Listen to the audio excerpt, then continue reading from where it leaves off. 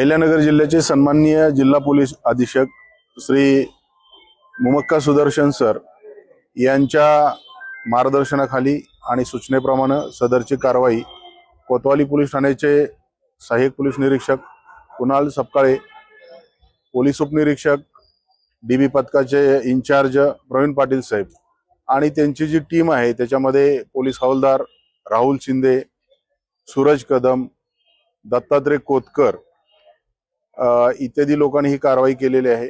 याच्यामध्ये हा जो एक इसम केडगाव परिसरामध्ये अवैध अग्निशस्त्र त्याच्या ताब्यामध्ये असल्याबाबतचा आम्हाला एक गोपनीय माहिती मिळाली। त्या माहितीची खातरजमा करत असताना या पथकाला हे अग्निशस्त्र पकडण्यामध्ये यश आलेले आहे। संबंधित इसम शहबाज निसार शेख हा राहणारा संगमनेरचा आणि मूळचा सोनईचा आहे। सदर इसमाला आम्ही अटक करून माननीय न्यायालयाच्या समक्ष हजर केलेले आहे।